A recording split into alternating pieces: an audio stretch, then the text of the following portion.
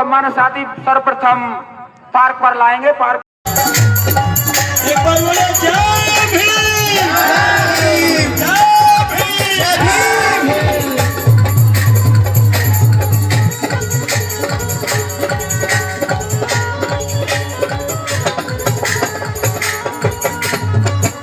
अभी हम लोग कैसे रह सकते हैं उस पे मैं बात करता हूँ। सर उठा के मैं चलता हूँ, होता है उसको कहा जाता है प्रज्ञावान। टू क्वालिफाइड अलग बात हो गई। आप लोगों ने सुना, उसके लिए आपका बहुत बहुत साधुवाद। मैंने अपनी बात को बहुत शांति से रखा, इसके लिए बहुत बहुत धन्यवाद कि आप लोगों ने सुना। नमो बुद्धाय, जय भीम। बहुत बहुत धन्यवाद माननीय भक्ति जी, आपकी देशना से हम सब लाभान्वित हुए। अब मेरा परमलाल जी से और सुमन चौधरी से अनुरोध है 2-2 मिनट का अपना स्वागत कीजिए। 2 मिनट में कहाँ चले गए? नहीं, पास में ही है, 2 मिनट में खत्म करेंगे। नहीं, आप तो है पास में, आप ही लगा लो। इसलिए मैं पहले बोल के आया। पिपरे सिरा के गांव में रामायण के राम, हम हैं आपकी छाँव में, धन्य हुए हम दर्शन पाकर आपके। आप पधारे हैं, दिन चल रहे हैं ताप के, गगन मलिक जी आए अपने, गगन मलिक जी आए अपने, देखे थे हमने जो सपने, बुद्ध की राह बताने वाले, बुद्ध की राह बताने वाले, विश्व में अलग जगाने वाले बाबूजी है मूर्ति लाए, महोबिया जी आध्यात्म बनाए। श्री राम सिद्धार्थ के निभाए हैं किरदार, वो सर्वश्रेष्ठ अभिनेता का मिला है पुरस्कार। श्रीलंका से अंते भी आए, धम्म रतन सोम कुंवर भी आए, मोहन राव जी आज पधारे, अनिरुद्ध तूफान संग पधारे, कालू राम जी मंच विराजे, और गजेंद्र जी मंच विराजे। धम्मदूत फिल्म अभिनेता गगन मलिक जी दास, गगन मलिक फाउंडेशन के आप बने अध्यक्ष। स्वागत हो स्वीकार हमारा, परम बना है दास तुम्हारा, परम बना है दास तुम्हारा। जय भीम। माननीय सुमन चौधरी जी चालू हो गए, स्टार्ट। सुमन चौधरी जी शीघ्रता से। ओके सर, 4 लाइन से मैं गीत निवेदन कर रहा हूँ शीघ्रता। और मैं भी चाहूंगा, जब स्वागत चल रहा था मलिक जी का, तब मैंने उनके नाम के साथ गीत को जोड़ा था, लेकिन स्वागत में इतने बिजी थे कि ध्यान मेरा था, सभा की पता नहीं कितना होगा। शीघ्रता करना सर, शीघ्रता कि मत डरा मुझे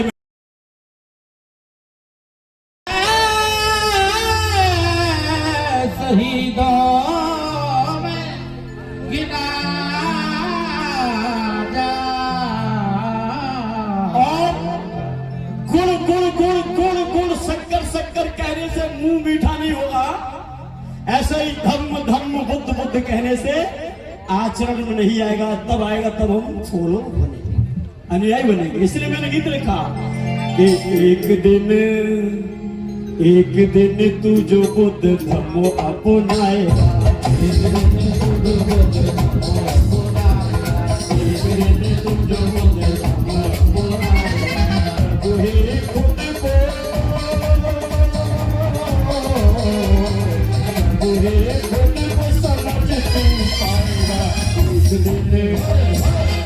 दिन तू जब बुद्ध धर्म अपनाएगा तब खुद को तू समझ पाएगा, क्योंकि अतदीपो भव। इसलिए मैं स्पेशली मेरा म्यूजिक को क्षमा चाहता हूँ कि बैर भावु जीवन में किए तूने भारी है। आप अपना म्यूजिक थोड़ा कम रखें, मेरी बात सुने दीजिए। कि बैर भावु जीवन में किए तूने भारी है, नफरत की लगी तब चिंगारी है, नफरत की लगी तब चिंगारी है, नफरत से बैर को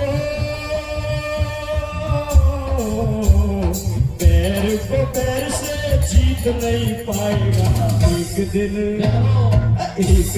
तू जो बुद्ध बुलाएगा, अच्छा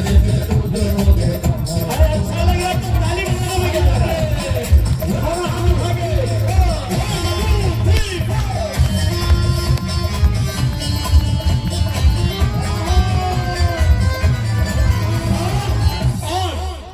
कि बुद्ध को समझ लो तो बुद्धि आ जाएगी और अंतकरण की शुद्धि हो जाएगी।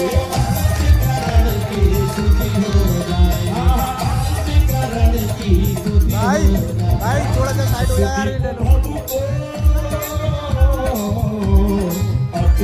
प्रभु को समझ जब पाएगा, एक दिन जो भी सच्चे बाबा साहब भगवान बुद्ध के अनुयायी वो अपने को हाथ उठाओ और तालियों के साथ। एक दिन तू जो बुद्ध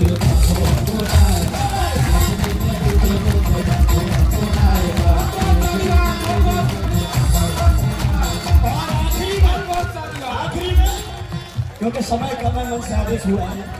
नफरत को जिसने दिल में बसाया है, मलिक साहब और परम सम्मानित भक्ति जी, कि नफरत को जिसने दिल में बसाया है, उसने कभी भी प्रेम नहीं पाया है, उसने कभी भी प्रेम नहीं पाया है। करुणा दया जो करुणा दया का जो मार्ग अपनाएगा, एक दिन तू जो बुद्ध तुमको अपनाएगा,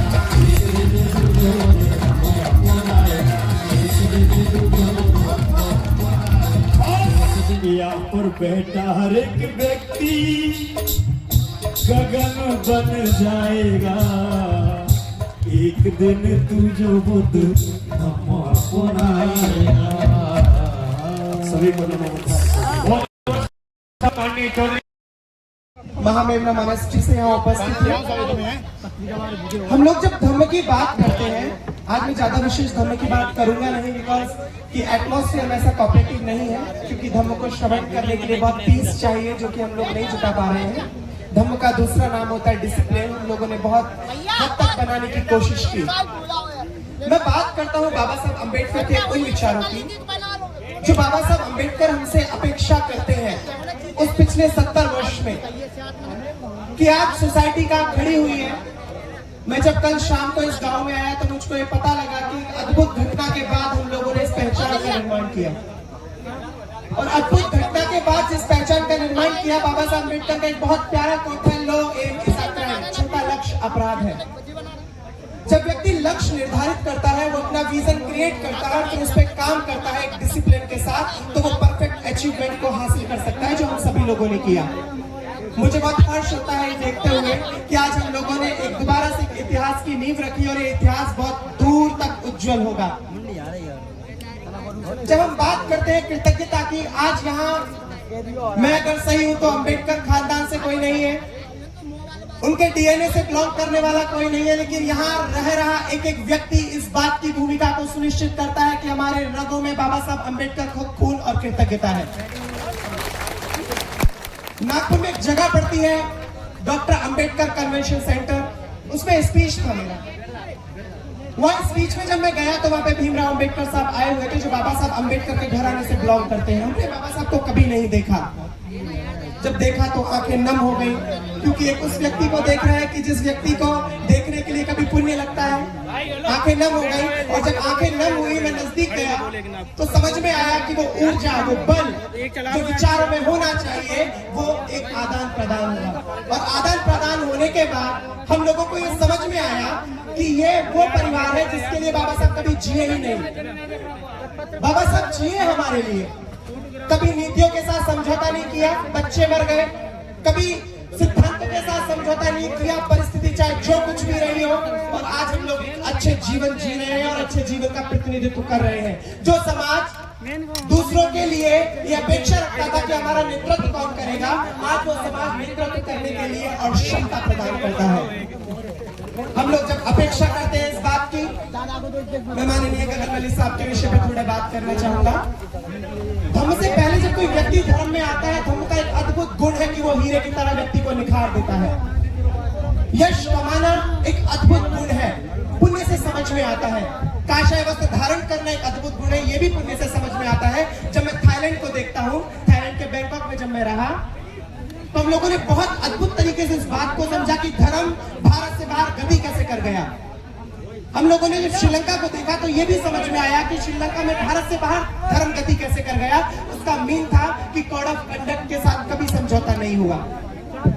मैं चाहता हूं ये अपेक्षा के साथ कि आज जिस मजबूती से आप लोग यहाँ खड़े हुए हैं, जिस मजबूती से इस प्रोग्राम को सफल बनाने के लिए हम लोगों ने प्रयास किया, और जिस मजबूती से हम लोगों ने एक विजन रखा, एक दृष्टिकोण रखा कि हम इस प्रोग्राम को बहुत सफलता तक लेकर जाएंगे, मैं चाहता हूँ कि ये काम होना चाहिए।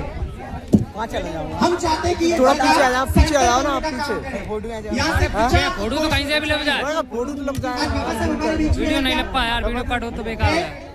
बुद्ध हमारे बीच में है क्या? नहीं है, सिर्फ विचार। और बाबा साहब कहते हैं कि विचार भी मर सकता है अगर उसके प्रचारक ना हो तो। बहुत अद्भुत घटना है पिपराई से रिलेटेड। एक अद्भुत आक्रोश के साथ, एक अद्भुत जोश के साथ हम लोग दोबारा से एमपी में आए, और मुझे बहुत अच्छा लग रहा है कि फीडबैक बहुत अच्छा रहने वाला है और आगे भी रहेगा। बस मैं अपेक्षा करता हूं कि मजबूती के साथ खड़े हो जाओ। मूर्तियों पे माला, विचारों पे ताला डालने का काम हम लोग नहीं करेंगे। एक बार तो मूर्ति पे माला नहीं डालोगे चलेगा, लेकिन विचारों पे ताला नहीं डालना चाहिए। मूर्ति विचारों में स्थापित होनी चाहिए। बाबा साहब अम्बेडकर बहुत अद्भुत कॉन्सेप्ट रहा, life should be a great rather than long. जीवन लंबा नहीं, महान होना चाहिए। और कृतज्ञता में आओ इस बात के कि वो थे तो हम हैं तो समाज है, और समाज रहेगा तो हम नेतृत्व करने का काम करेंगे। या कितने लड़के हैं जो कॉम्पिटिट की तैयारी कर रहे हैं? रफली हाथ ऊपर करो फटाफट। बहुत सारे लोग कंपटीशन की तैयारी कर रहे होंगे, और पक्का कंफर्म भी नहीं हो कि सीट मिलेगी या नहीं मिलेगी। लीडरशिप की वैकेंसी हमेशा खाली पड़ी है, भरो उनको। जब समाज लीडरशिप करना शुरू करेगा, नेतृत्व करना शुरू करेगा, एक परफेक्ट विजन रहेगा। ईमानदारी लाओ अपने कैरेक्टर में, कृतज्ञता लाओ अपने कैरेक्टर में। जब कृतज्ञता आएगी तो समाज के साथ गद्दारी नहीं हो सकती। जब कृतज्ञता आएगी तो काम दिखेगा, जब कृतज्ञता आएगी तो भूमिका दिखेगी, और जब तक कोई पहचान नहीं तब तक कोई सम्मान हो ही नहीं सकता। आज कोई पहचान नहीं है, हम दूसरों की पहचान के मोहताज हैं। त्याग नहीं है, समर्पण नहीं है। जब त्याग आएगा, इंटरनल डीएनए में वो चीज क्रिएट होगी, पीढ़ी दर पीढ़ी विरासत में मिलेगा त्याग, तो समझ में आएगा कि किस तरीके से हम लोगों को विजन क्रिएट करना है और किस तरीके से अपनी पहचान का निर्माण करना है। लोग डेली पैदा होते हैं, डेली मर जाते हैं। Date of birth, date of death में हमारे पास सिर्फ एक पॉइंट इंपॉर्टेंट होता है, चॉइस। चॉइस परफेक्ट है, लाइफ एक्सीलेंट हो सकती है। चॉइस परफेक्ट है, लाइफ परफेक्ट अचीवमेंट को क्रिएट कर सकती है। चॉइस परफेक्ट है तो हम लोगों का नेतृत्व कर सकते हैं, अगर हमारे पास विजन है तो। या प्रत्येक व्यक्ति के अंदर बुद्ध का अंश है, समझ लो। प्रैक्टिस करोगे परफेक्ट हो जाओगे। प्रत्येक व्यक्ति के अंदर बुद्ध का अंश है। और ऐसा तो नहीं है मंच पे बैठे हुए सभी लोगों ने बाबा साहब अम्बेडकर का खाया है, खाकर तो तुम लोग भी बैठे हो। जिम्मेदारी को सुनिश्चित करो। जिम्मेदारी जब सुनिश्चित हो जाएगी तो समाज के साथ गद्दारी नहीं हो सकती। जिम्मेदारी जब सुनिश्चित हो जाएगी, धम्म गति करेगा। जिम्मेदारी जब सुनिश्चित हो जाएगी, कोड ऑफ कंडक्ट में हम स्थापित हो जाएंगे। और जिम्मेदारी जब सुनिश्चित हो जाएगी, हमारा विजन और शील परफेक्ट हो जाएंगे। प्रॉपर तरीके से इस बात की कृतज्ञता में आओ कि वो थे तो हम हैं। परफेक्ट विजन रखो अपने लिए। रेगुलर कार्यक्रम होना चाहिए, रेगुलर प्रबोधन होना चाहिए। आज हमारे बच्चे नहीं जानते इतिहास के बारे में, हमने बताया नहीं क्योंकि हम खुद नहीं जानते, कैसे बताएंगे। टीचिंग होनी चाहिए। बाबा साहब अंबेडकर के बाद बुद्ध विहारों का निर्माण हुआ। अकेले नागपुर में 1138 बुद्ध विहार है जो रजिस्टर्ड है। क्या हमारे सामने बहुत बड़ा सवाल नहीं है कि बुद्ध विहारों का निर्माण क्यों? जिन विहारों से जीवन निर्माण का काम होना चाहिए था, आज हमने भवन निर्माण बना के छोड़ दिया है। परफेक्ट टीचर नहीं है तो हम परफेक्ट नहीं हो पा रहे। बाबा साहब अंबेडकर इस विषय पर बहुत गंभीरता से बात करते हैं कि प्रशिक्षित भिक्षु होना बहुत जरूरी है, एक ट्रेंड भिक्षु होना बहुत जरूरी है। आज हम लोग समझते हैं समाज की गंभीरता क्या है, हम लोग समझते हैं कि समाज की स्थिति क्या है। हम लोग कितना भी कह लें, जब बेहतर जानते हो कि कितना जानते हो अम्बेडकर को। बाबा साहब की बात आती है तो ये बाबा साहब ने संविधान लिखा है और 14 अप्रैल को उनका जन्मदिन है, उस दिन छुट्टी है। बाबा साहब के बारे में भी ज्यादा नहीं बताया। और आज भी मैंने जब पहली बार जय भीम सुना था तो मुझे कहा ये जय भीम शायद वो महाभारत वाला कोई भीम को जाएगा, वो उस कम्युनिटी को मानने वाले, क्योंकि मुझे मालूम ही नहीं था। और आज भी अगर आप बड़े स्कूलों में जाएंगे तो आपको मालूम नहीं होगा। जब A grade school Buddhist, A grade school Hindu, A grade school Muslim, A grade school Christian, A grade school Sikh, तो हमारे ए ग्रेड बुद्धिस्ट स्कूल कहाँ है? हमें उस चीज की अब तलाश करनी शुरू करनी है जहां लोगों को शिक्षा के लिए सपोर्ट किया जाए कि ए ग्रेड बुद्धिस्ट स्कूल जो पढ़ाए तो पूरी पढ़ाई, लेकिन धम्म का मिश्रण उसके साथ हो, सुबह प्रेयर हो। तो मैं भी सुनना चाहूंगा कि नमो तस्स भगवतो अरहतो सम्मा सम्बुद्धस्स। ये एक सपना है। एक मीडिया की बात करते हैं, जब मीडिया की बात करते हैं तो हम YouTube पे सीमित होकर रह गए हैं। हम क्यों नहीं ए ग्रेड बड़े चैनल पर आते हैं? क्या हमारे बनते जी जैसे अगर डिबेट करने में आ गए तो आपको लगता है कि उनको कोई हरा पाएगा?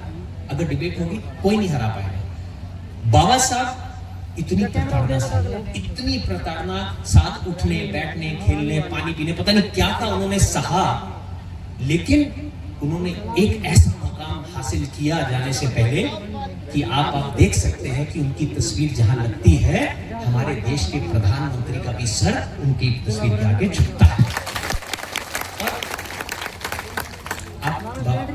फिर बनते जी ने कहा कि आप सब में भी वही ब्लड चल रहा है, बाबा साहब का ही ब्लड चल रहा है, तो ये बड़े बदलाव आप 100% ला सकते हैं।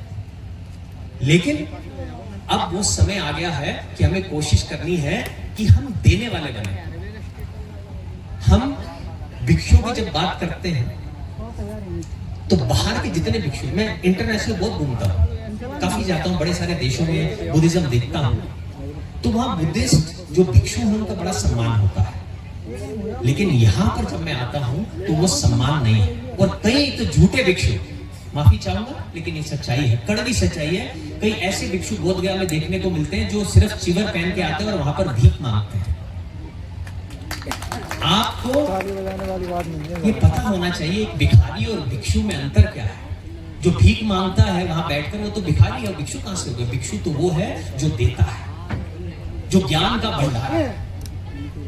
लेकिन आज की तारीख में मैं वहां जाता हूं दूसरे देशों में तो मैं देखता हूं एक संघ राजा है। मैं वहां जाकर देखता हूं कि एक सुप्रीम काउंसिल है जो पूरे बुद्धिज्म को वहां पर कंट्रोल करती है, बुद्धिस्ट मिनिस्ट्री भी साथ में। लेकिन भारत जो कि बुद्ध की भूमि है, यहाँ पर अभी संघ राजा नहीं है, यहाँ पर सुप्रीम काउंसिल नहीं। अगर कोई भिक्षु गलत कदम उठाता है, कई बार हम देखने को मिलते हैं कि कोई भिक्षु अगर गलत काम किया तो उसको कोई रोकने वाला नहीं है। लोग कहेंगे कि अच्छा नहीं किया, ऐसा नहीं किया, लेकिन अगले दिन फिर वो चिवर में है। कोई उपासक गलत काम करता है, उसको रोक टोक करने वाला कोई बुद्धिस्ट सुप्रीम काउंसिल नहीं है जो उसको रोकने की बात करे। आज मैंने कल परसों वो देखा, एक वीडियो वायरल हो रहा था कल्याण में कि जहां बुलडोजर लेकर वो सारी चीजें चला रहे थे, हमने देखा, लेकिन भिक्षु बुलडोजर के आगे बैठे थे, लेकिन कोई बात करने वाला नहीं। किसके पास जाए? समाज से अपील करते हैं, क्योंकि एक बॉडी नहीं है, एक डंडा हाथ में पकड़े हुए एक बॉडी नहीं है कि हमारी ये प्रॉब्लम है तो हम अपने सुप्रीम काउंसिल संघ राजा के पास जाएंगे और वो हमारी प्रॉब्लम को सॉल्व करेगा।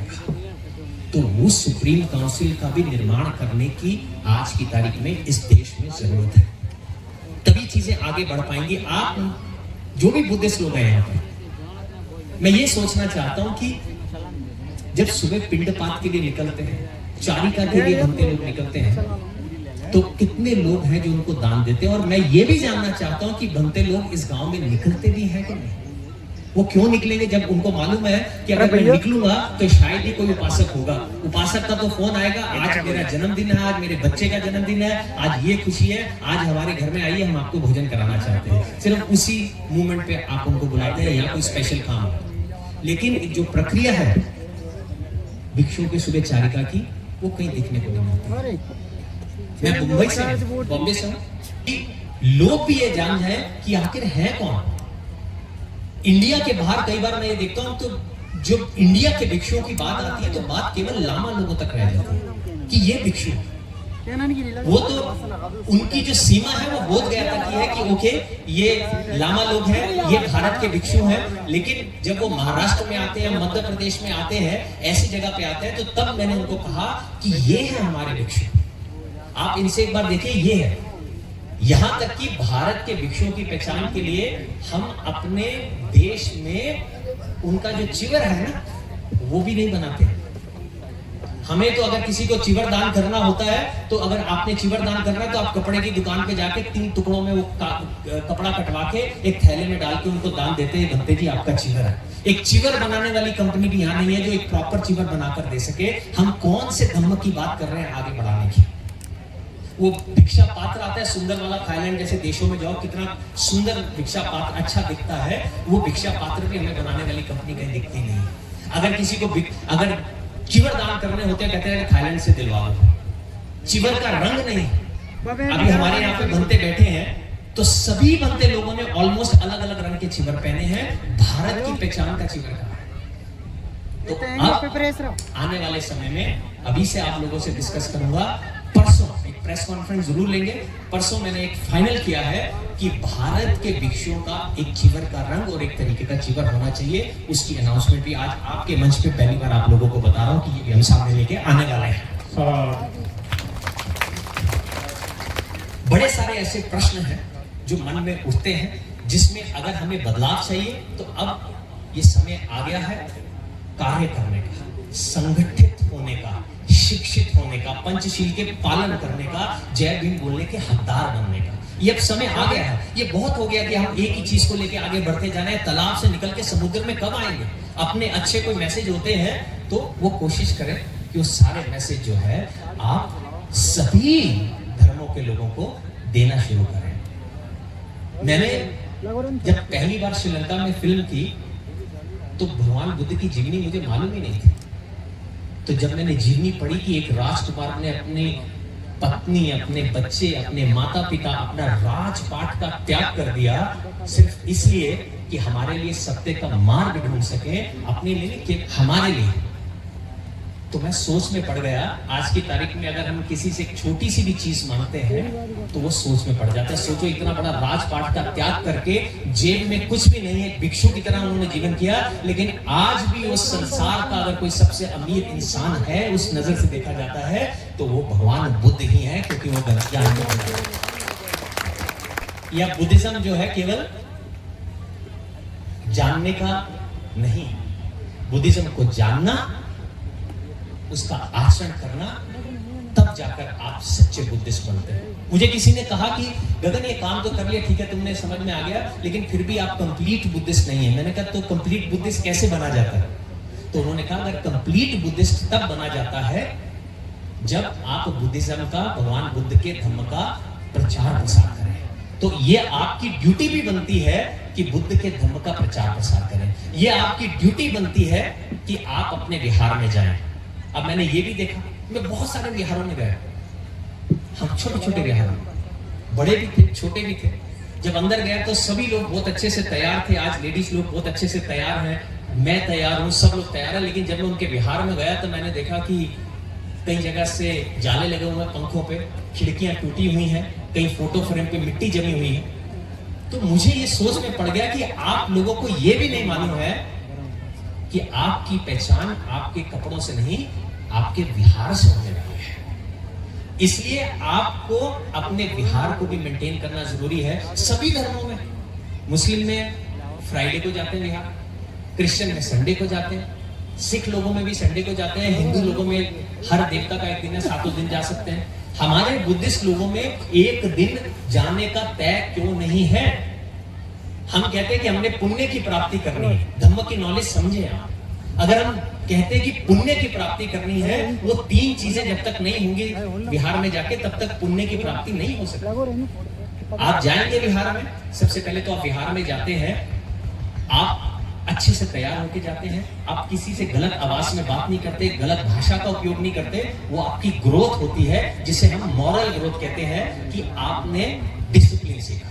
दूसरी चीज जब हम बात करते हैं कि जब आप बिहार में जाते हैं तो थोड़ा दान करके आते हैं, किसी भी प्रकार का दान, सेवा का दान, पैसे का दान, पंखे का दान, पेट का दान, कुछ भी दान आप करके आते हैं तो उसको कहते हैं जेनरॉसिटी ग्रोथ। क्योंकि जब आप दान करते हैं तो आपका चित्त प्रसन्न होता है, तो आप उसे बार बार करना चाहते हैं, उसकी ग्रोथ होती है। नंबर 3 स्पिरिचुअल ग्रोथ, यानी कि जब आप वहां बिहार में जाते हैं, जब ये तीनों चीजों का बराबर में मिश्रण होता है तब पुण्य की प्राप्ति होती है। तो अब ये पुण्य की प्राप्ति करने के लिए बिहार में जाना जरूरी है और बिहार में भंते का होना भी बहुत जरूरी है। तो मैं उम्मीद करता हूं कि जो आज मैंने आपको बातें कही हैं, ये मेरा एक्सपीरियंस है 14 सालों का, जो मैं सब जगह जाकर ये कार्रवाई करके चेक करके देखने की कोशिश कर रहा हूं कि आखिर प्रॉब्लम्स है कहां। तो प्रॉब्लम यही है, हमें संगठित होकर रहना है, शिक्षित बनने की कोशिश करनी है और जय भीम का हकदार बनना है। जो बाबा साहब ने काम कहा है वो पूरा करना, अपने एक बच्चे को देने की कोशिश करें। इसलिए मैंने अनाउंसमेंट किया कि भिक्षु बनाना बहुत जरूरी है। बच्चे आय का कुछ हिस्सा, 10 नहीं तो 1% दे सकते हैं, अपने एरिया में दे सकते हैं, अपने बिहार को दे सकते हैं, अपने लोगों को दे सकते हैं। जब सामने आएंगे तो एक बहुत बड़ा जो है बिहार तैयार होगा। मैं आपको एक छोटा सा इंसिडेंट बता देता हूँ खत्म करने से पहले। मैं थाईलैंड में था तो मुझे कहा गया कि एक बहुत बड़े भिक्षु है वहां थाईलैंड में और वो एक विहार बना रहे हैं, तो आपको बुलाया कि आप उस विहार में आ सकते हैं। तो वो विहार बैंकॉक सिटी से 6 घंटे की दूरी पे था। मैं वहां गया, वहां एक पहाड़ी बनी हुई, कोई विहार नहीं, सब लोगों को इकट्ठा किया गया और उन्होंने लगाया कि 2 करोड़ रुपए में ये विहार तैयार होगा और एक बड़ी सी इलेक्ट्रॉनिक मशीन लगा दी कि जो दान करेगा, और बड़े बड़े लोगों को इन्वाइट किया हुआ, 1000-2000 लोग थाईलैंड से, बैंकॉक सिटी से आए हुए थे। तो उन्होंने क्या किया, बनते बैठ गए, उन्होंने अच्छे बनते थे, सीनियर बनते, तो एक आदमी ने थोड़ा सा दान किया, दूसरे ने, और वो इलेक्ट्रॉनिक बोर्ड पे जितना पैसा आ रहा था वो 2 करोड़ से कम करते जा रहे थे। मात्र 3 घंटे के अंदर उन्होंने 2 करोड़ रुपए इकट्ठे किए और कहा कि 6 महीने के बाद यहाँ पर बिहार होगा, और 6 महीने के बाद वहां पर बिहार बन गया। हम हो सकता है कि हमारे लोगों के पास पैसा ज्यादा ना हो, लेकिन हमारे लोगों की पॉपुलेशन बहुत ज्यादा है। थोड़ा थोड़ा सा भी देंगे अपने एरिया में, एक दिल बड़ा करके, तो चीजें बदलेंगी। दान पारमिता बहुत जरूरी है, दान पारमिता करेंगे तो पारमिता बढ़ेगी, उससे धन कभी भी कम नहीं होगा, बढ़ के ही आएगा। तो ये भी हमें बहुत जरूरी चीज है जो मैं आने वाले समय में सोचनी है, और मैं उम्मीद करता हूँ जो दिल की बातें मैंने आप तक पहुंचाने की आज कोशिश की है, आप ये बात आप समझेंगे, आप सोचेंगे। और मैं इस बात का आश्वासन देता हूँ, जितना प्यार और मोहब्बत, जो स्वागत, जो दिल से आज इस अच्छे अशोक नगर में मुझे मिला है। मैं आपको एक और बात बताने भूल गया कि मैं जब भिक्खू बना था तो मेरे मास्टर ने मेरे जो नाम रखा था, मुझे कहा था तू भिक्खू अशोक है, तो मेरा जो नाम भी था वो भी अशोक ही था जब मैं भिक्खू बना। तो ये अशोक नगर से कहीं ना कहीं, पिपरेसरा गांव से मेरा कोई ऐसा संबंध, कोई रिश्ता जरूर होगा कि आज मैं यहाँ पर आया हूँ, जिसकी मैं अनिरुद्ध दुपारे जो सबको धन्यवाद करता हूँ। मुझे लाया, मैं आश्वासन देता हूँ आने वाले समय में जो मैंने आज यहाँ देखा है, हम कुछ ना कुछ बहुत अच्छा बड़ा कार्यक्रम, इंटरनेशनल लेवल का कार्यक्रम, इसकी चर्चा करेंगे और यहाँ पर आने वाले समय में कोशिश करेंगे कि क्या क्या चीजें की जा सकती हैं जिसमें सभी को फायदा हो। इसमें मैं नहीं कहता कि खाली हमारे बुद्धिस्ट भाइयों को फायदा हो या उनको फायदा हो, सभी को फायदा हो, ऐसा कोई कार्य करने की सोचेंगे कि क्या किया जाए और ये चीजें यहाँ पे सक्सेसफुल हो। महिलाएं यहाँ पर बैठी हैं, महिलाएं हमेशा जेंट्स से थोड़ी ज्यादा डिसिप्लिन होती हैं, और हम थाईलैंड भी 15-15-20 दिन के शिविर लगाने जाते हैं, तो मैं कोशिश करूंगा कि आने वाले समय में वो भी इनसे चर्चा करूं कि अपने गांव से भी कुछ लोग आप भेजिए, ताकि थाईलैंड में जाकर 15-20 दिन में वो भी थोड़ा बहुत जो धम्म है वहां पर रह के एक नन के रूप में वहां रहकर, या जो आदमी है वो एक भिक्खु के रूप में रहकर सीख पाए। तो मैं एक बार फिर से सर, आप पूरे ऑर्गेनाइजर्स को, यहाँ पर बनते लोग जितने हैं, जितने लेडीज हैं, जेंट्स हैं, गायक हैं, सभी लोग आज आपका प्यार मेरे दिल तक पहुंचा है। जैसे मैंने कहा कि इतनी मालाएं मुझे आज तक शायद पड़ी नहीं है, इतनी ज्यादा मालाएं आप लोगों ने पहनाई, इतना प्यार, इतना स्वागत दिया है। दिल से आपका बहुत बहुत धन्यवाद करता हूं और जल्दी आपसे मिलूंगा इससे बड़े प्रोग्राम में और एक बेहतर चीज के साथ। नमो बुद्धाय, जय भीम, साधुवाद, जय भीम, जय बहुत बहुत साधुवाद माननीय मलिक